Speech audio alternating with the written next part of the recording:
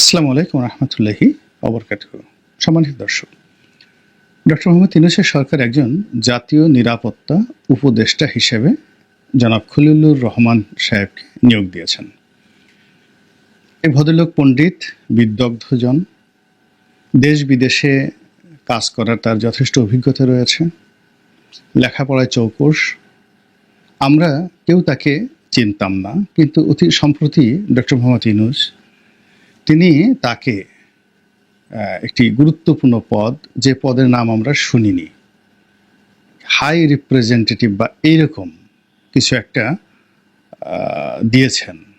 যে ধরনের পদ পদবি, অর্থাৎ যেমন দেখা গেল প্রধানমন্ত্রীর বিশেষ দূত, রাষ্ট্রদূত, বিশেষ সহকারী, তো এই সব কিছু বাদ দিয়ে ওনাকে একটা ব্যতিক্রমধর্মী দিয়েছেন যে প্রধান উপদেষ্টার হাই রিপ্রেজেন্টেটিভ, এরকম একটা শব্দ। আমি একজ্যাক্টলি যেহেতু অ্যাটেন্টিভ নই তার ব্যাপারে, এই তার কর্মকাণ্ড নিয়ে, তারপরে শেষে তার এই পদ পদবি নিয়ে, এমনকি তার ব্যক্তিগত ক্যারিশমা নিয়ে, সফলতা নিয়ে, তার জন্য আমি এই শব্দটি সম্পর্কে যদি ভুল হয়ে থাকে ক্ষমা প্রার্থী।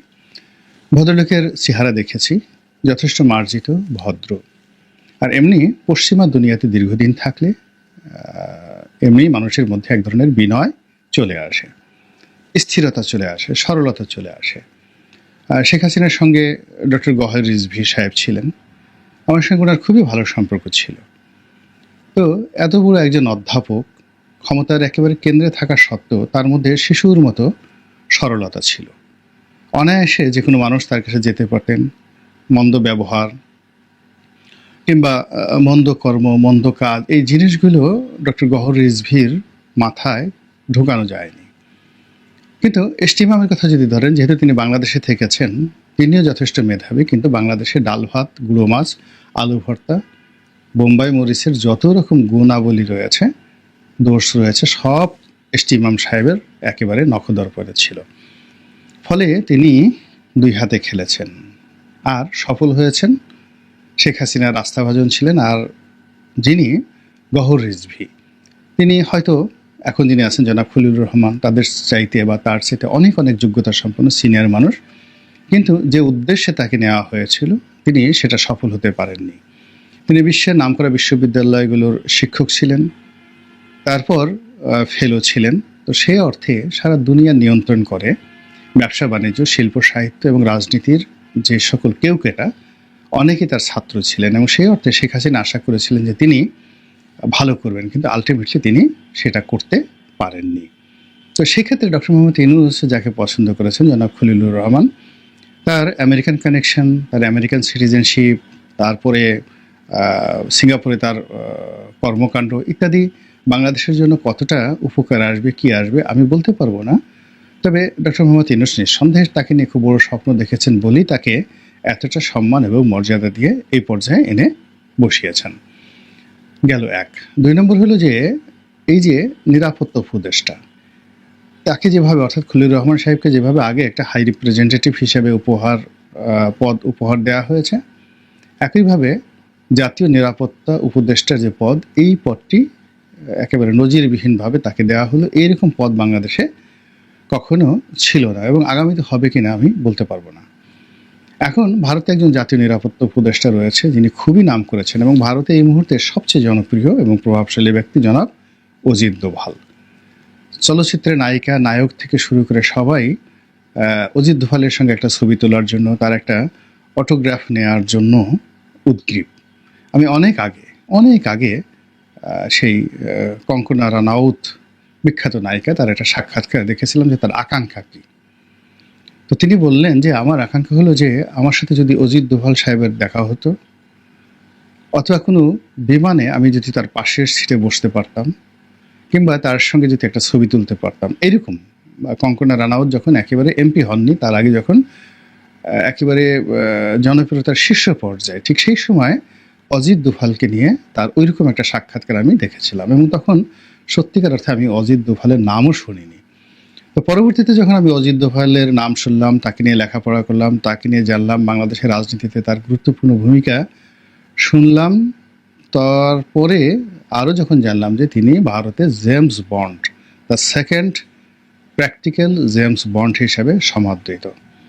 এবং চীনের সঙ্গে ভারতের সম্পর্ক, অর্থাৎ পুরো ভারতীয় সেনাবাহিনীকে তার বহিঃশত্রুর বিরুদ্ধে ব্যবহার করার জন্য যেভাবে তিনি ইফেক্টিভলি ভূমিকা পালন করেছেন বা করে চলেছেন, এটি ভারতীয় জনগণ রীতিমতো মাথায় করে রাখছে। তো সেই অজিত দোভালের কাউন্টার বাংলাদেশে যদি জনাব খলিলুর রহমানকে নিয়োগ দেওয়া হয় এবং তিনি যদি অজিত দোভালকে মোকাবেলা করে জাতীয় নিরাপত্তা সুসংহত করতে পারেন, সঙ্গত করেন, আমরাও তাকে দ্বিতীয় জেমস বন্ড হিসেবে গ্রহণ করে নেব।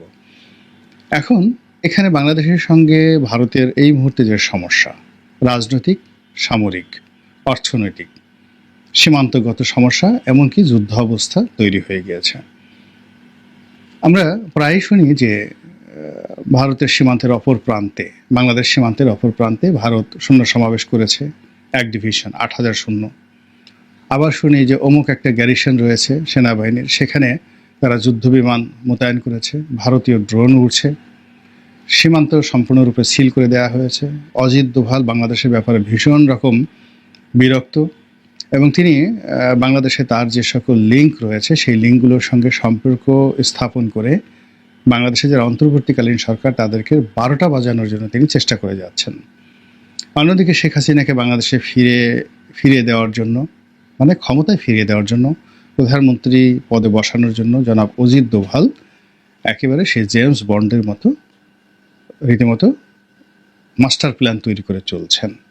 তো তার সেই সকল কূটকৌশল, সেই সকল শক্তিমত্তা, তার সেই সকল চাতুর্য এবং তার চৌকস পার্সোনালিটি মোকাবেলা করার জন্য জনাব খলিলুর রহমান সাহেব যদি উপযুক্ত হন, পারেন এবং তার যদি প্রয়োজন হয় এবং ডক্টর মোহাম্মদ ইউনূস যদি এই মহারত্নটিকে কাজে লাগিয়ে বাংলাদেশের স্বাধীনতা এবং সার্বভৌমত্ব রক্ষা করে এটিকে এমন পর্যায়ে নিতে পারেন যে আমরা ভারতের চোখে চোখ রেখে কথা বলতে পারি, তাহলে সেক্ষেত্রে জনাব খলিলুর রহমান তিনিও আমাদের সকলের মাথার মণি হবেন এবং ডক্টর মোহাম্মদ ইউনূসের পরে আমরা হয়তো তাকেই কল্পনা করব। কিভাবে করব? যেমন ডক্টর মোহাম্মদ ইউনূস প্রেসিডেন্ট হলেন, জনাব খলিলুর রহমান প্রধানমন্ত্রী হলেন, অথবা ডক্টর মোহাম্মদ ইউনূস প্রধানমন্ত্রী হলেন, জনাব খলিলুর রহমান তিনি রাষ্ট্রপতি হলেন, অথবা প্রতিরক্ষা মন্ত্রী হলেন, বা আরও বড় কিছু হলেন, এনিওয়ে। কিন্তু সেই জিনিসগুলো তো ভবিষ্যতের বিষয়, সময়ের বিষয়। কিন্তু আমরা যে অধৈর্য জাতি, আমরা এই মুহূর্তে এই স্বাভাবিক অবস্থাটাকে মেনে নিতে পারছি না। আমরা যে যার মতো করে সমালোচনা করছি। এখন সমালোচনাগুলো কি? সমালোচনাগুলো হলো যে তিনি জন্মসূত্রে বাংলাদেশের নাগরিক হলেও তিনি এই নাগরিকত্ব ত্যাগ করে মার্কিন নাগরিকত্ব গ্রহণ করেছেন এবং বাংলাদেশের এই উপদেষ্টা হওয়ার আগে তিনি মার্কিন নাগরিকত্ব ত্যাগ করেননি।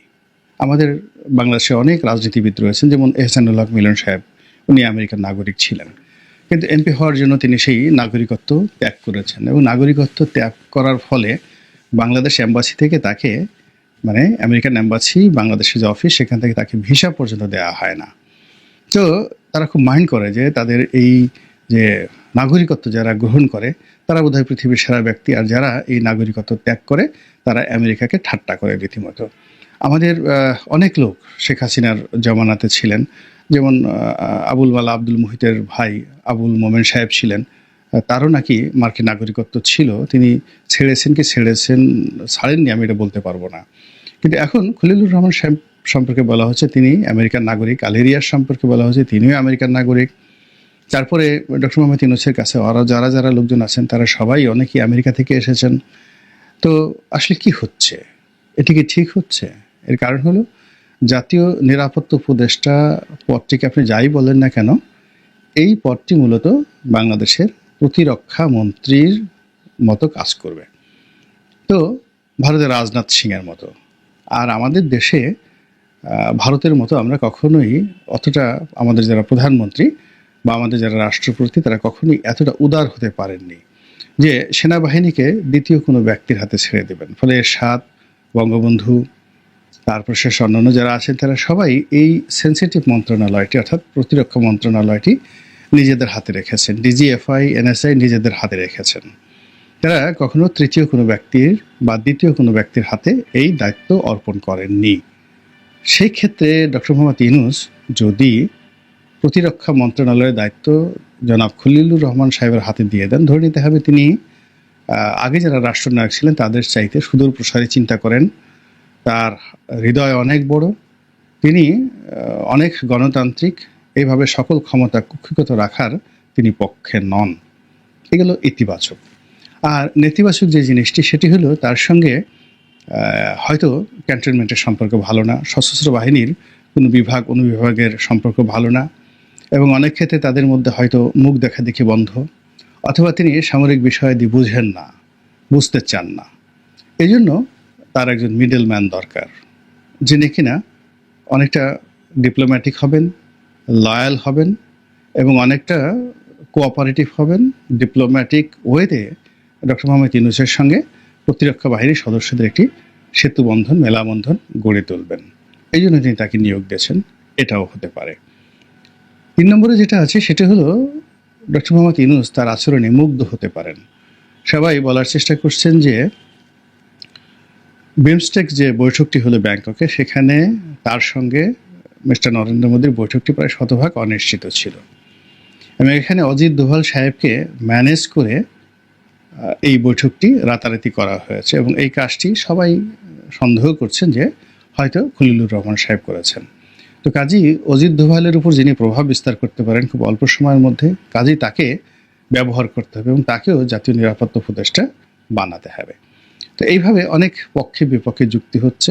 আর যারা সমালোচক তাদের বক্তব্য হলো একজন বিদেশি নাগরিক, তার কাছে জাতি অত্যন্ত গুরুত্বপূর্ণ, খুবই সেন্সিটিভ, এবং আমাদের সেনাবাহিনী, নৌবাহিনী, বিমান বাহিনীর অতি গোপনীয় বিষয়াদি কেন আমরা